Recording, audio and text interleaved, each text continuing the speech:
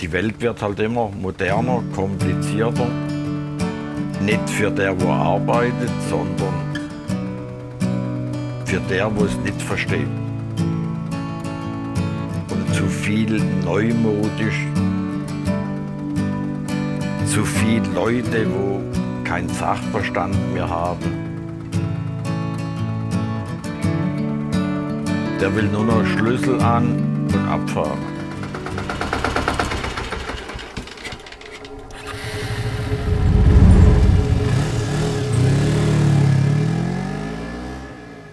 If this were a fairy tale, it would begin like this. Once upon a time, in a land where ancient forests whispered secrets and motorcycles roared like mythical beasts, there lived a gifted motorcycle mechanic named Wolfgang Diewald. His workshop nestled on the edge of the whispering woods of Schönau, a place where shadows danced and the air hummed with magic. Mr. Diewald had a peculiar talent. He could hear the heartbeat of the motorcycle, its joys, sorrows, and longings. His hands, calloused from years of wrenching, could coax life into even the most stubborn bikes. But there was one machine that intrigued him beyond measure, the Royal Enfield. But this isn't a fairy tale. This is reality. Modernity. In a fast-paced, changing world that we live in, not everything has a happy ending. Royal Enfield. Hallo, Herr Diewald. Grüß Gott. Dankeschön, danke. Hi. Guten Tag. Long time. Jawohl. Ja, Tino hat immer erzählt, wie besonders Ihre Garage ist und wie toll die Arbeit an der Royal Enfield. Und für einen gebürtigen Inder natürlich super. Ich habe nur noch alte Modelle oder pflege hauptsächlich ältere Modelle, weil ich habe mich Ende 2023 als Händler von Royal Enfield verabschiedet. All right, let's back up here a second. Because without the beginning of the story, you won't understand how it ends. Being born and brought up in Bombay, and having lived there for 40 years, I only ever rode one brand of motorcycle, and that was Royal Enfield. But it didn't start that way. My first bike was a 100cc Honda. This isn't that bike, but I think you get the picture.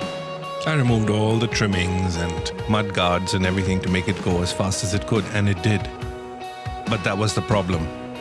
I had a major crash on that motorcycle, and the next day, the first thing I did was put it back together and sold it.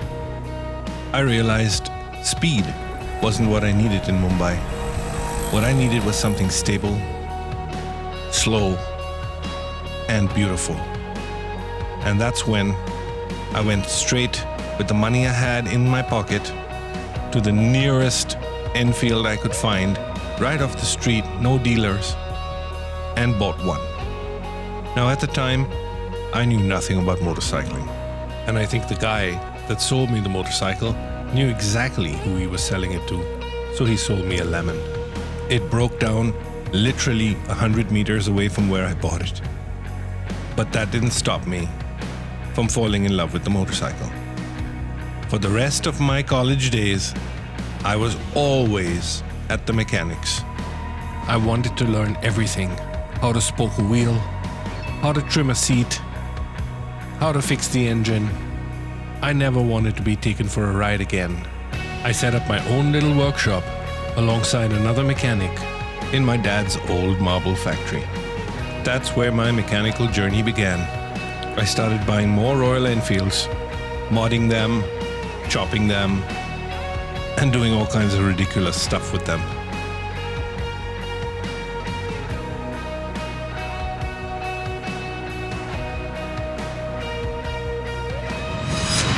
And that brings us to 2012, Germany, Freiburg. We were here on vacation visiting family and staying with them.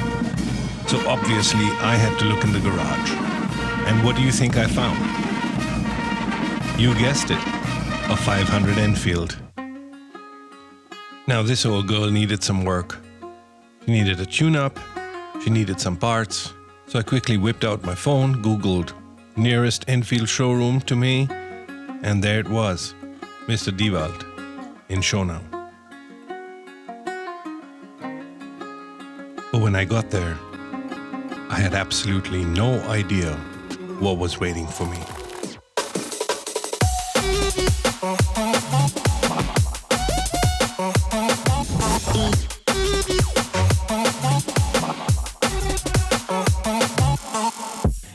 हे प्रभु हे हरि राम कृष्ण जगन्नाथ प्रेमानंद ये क्या हुआ? I felt like a kid back then.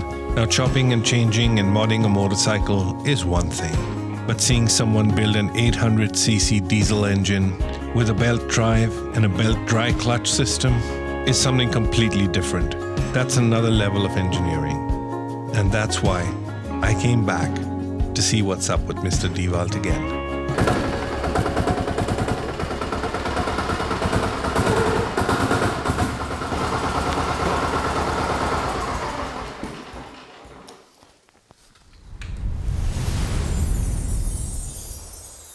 Da habe ich selber mal einen Umbau gemacht mit einem Zweizylinder Ruccerini von Italien. Der hat 851 Kubik, 19 PS. Und um die Leistung mit dem satten Drehmoment vom Motor ist eine Trockenkupplung verbaut mit einem Zahnriemen oder Belt, wie man sagt. Und nach hinten auch ein Zahnriemen, weniger Reibung. Dann ging sie zum Kunden in die Schweiz, aber wir konnten die nicht mehr in der Schweiz zulassen. Die Schweiz ist sehr streng, aber in manchen Sachen sind sie sehr kulant. Ältere Motorräder wie Enfield brauchen in der Schweiz keine Blinker. Da funktioniert das alte Handsystem noch. Solch ein schönes Motorrad gehören keine Blinker. Ich habe 5 Stück von denen gebaut. Man muss in der heutigen Zeit verrückt sein, wenn man einen Diesel fährt. Aber man kann dann sagen, man fährt unter 2 Liter. Und die heutigen Diesel haben Euro 4 Abgasnorm. Das ist eine Leistung ohne Cut, ohne alles. So sauber läuft der Motor mittlerweile. Aber für Neumaschinen nicht mehr zulassungsfähig, nur noch für Gebrauchtmotorräder. Weil wir haben mittlerweile Euro 5 und der Weg auch bei Motorrädern zu Euro 6 ist abgezeichnet. Die Industriemotoren, ob Stromgeneratoren oder Wasserpumpen, die haben bis heute noch keine Abgasnorm. Die laufen im freien Feld.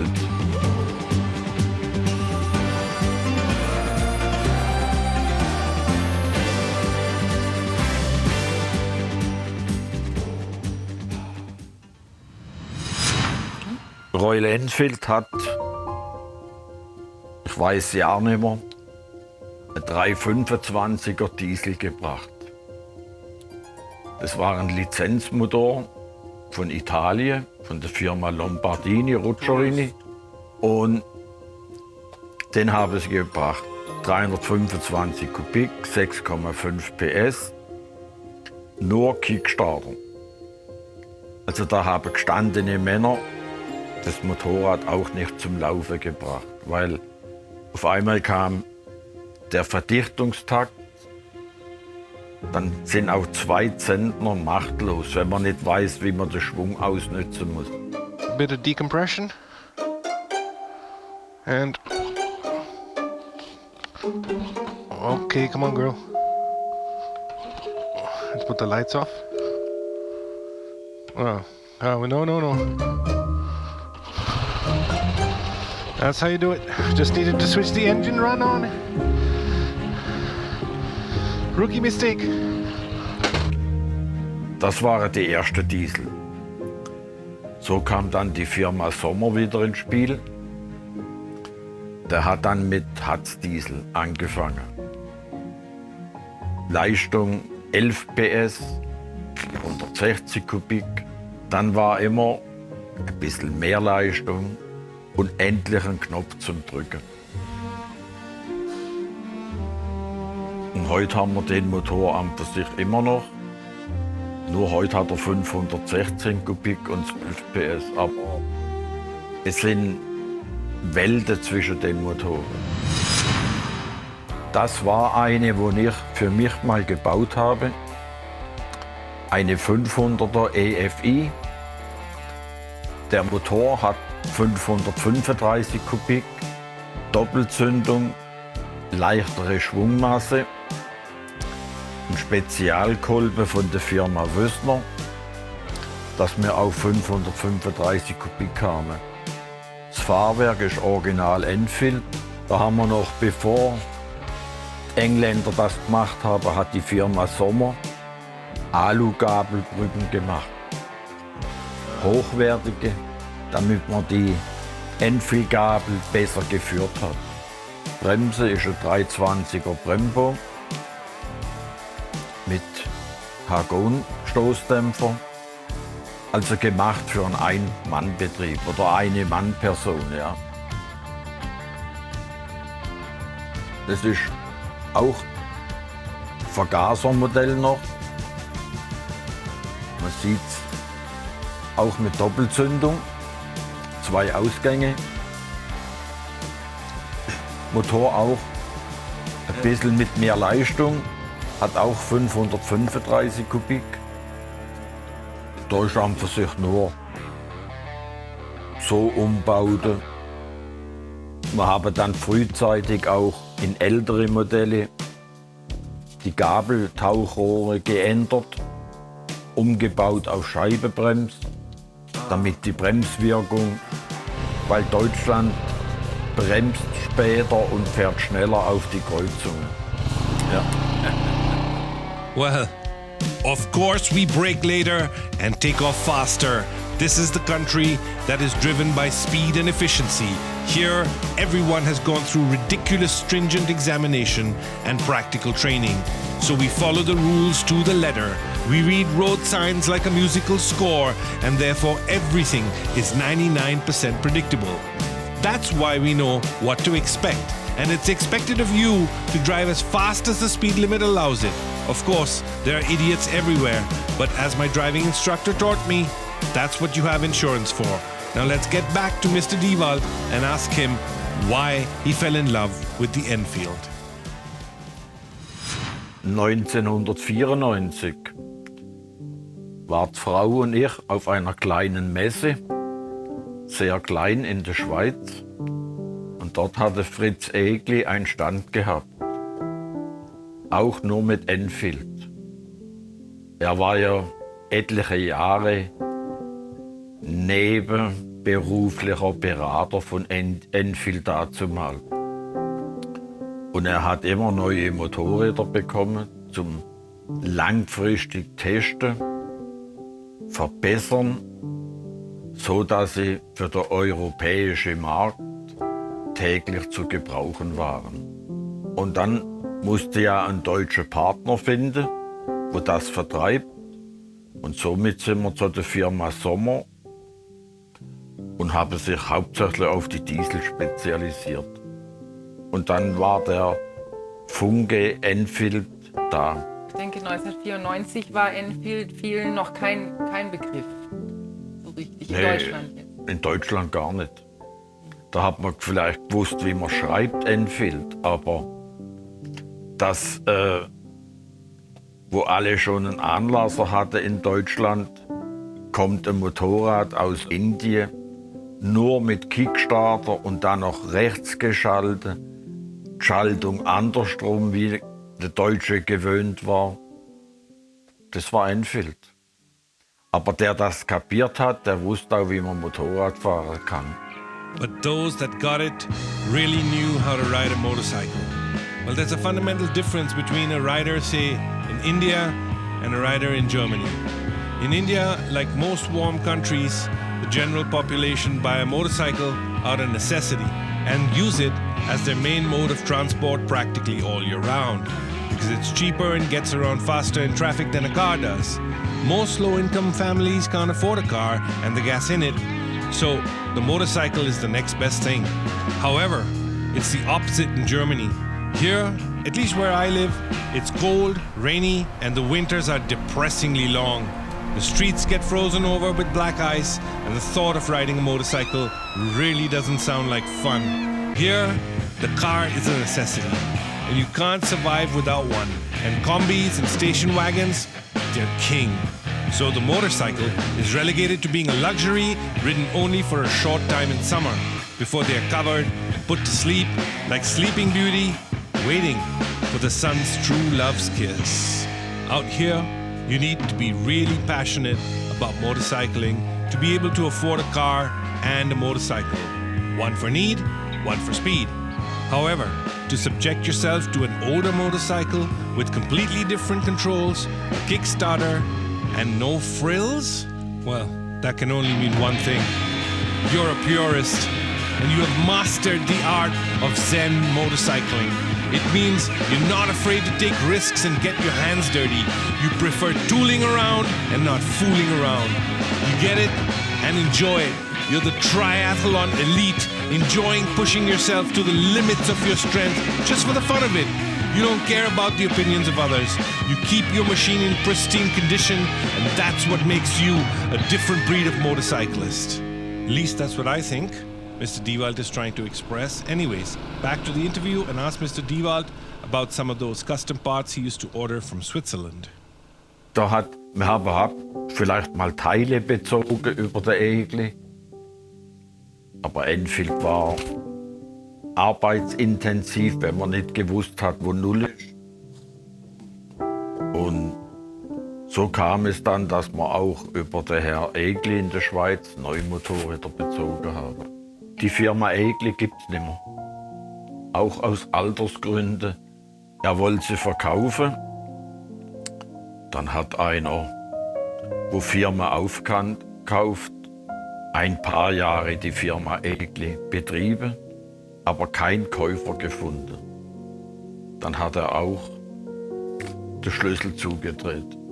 In der wunderschönen Schweiz nebendran sind die alten Händler fast alle ausgestorben. Weil wenn einer 70 ist oder ein bisschen drüber, hat kein Nachfolger, dann muss er abschließen, weil die Jungen wollen das alte Klump heute nicht mehr. Ja, das ist der Werdegang heute. Die Welt wird halt immer moderner, komplizierter. Nicht für der, der arbeitet, sondern für der, der es nicht versteht. Zu viele Leute, die keinen Sachverstand mehr haben, der will nur noch Schlüssel an und abfahren. Und das war Enfield bisher nie. Wenn sie da hinkommen, dann sind wir dort, wo die Japaner stehen. Tut mir leid, es ist halt der Werdegang vom Neumodischen. Bis ich Ende 2023 sagen musste, es ist mir zu viel.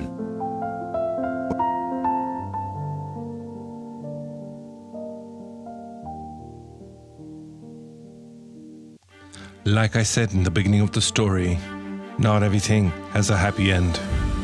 The world is moving fast, too fast, with technology progressing at a breakneck speed, geared towards convenience and efficiency. And this relentless pursuit of convenience and efficiency often comes with the expense of other important values, because every dark magic has its price. The analog world was rich and pure, and the digital today, cold, lifeless.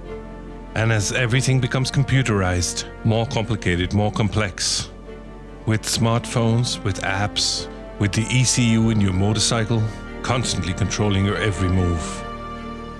It's possible now for AI to predict and control every action we make, hear our every word, and soon know our every thought before we think it.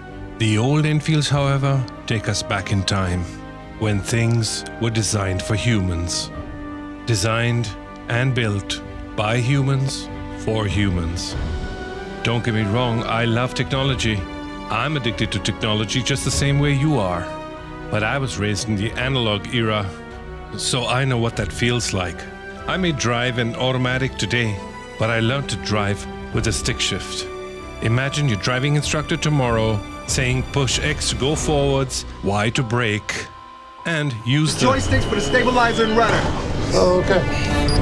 I mean, that day is about to come, or if at all, we'll be allowed to drive ourselves. So, speaking to Mr. Dewald is like listening to an old vinyl record.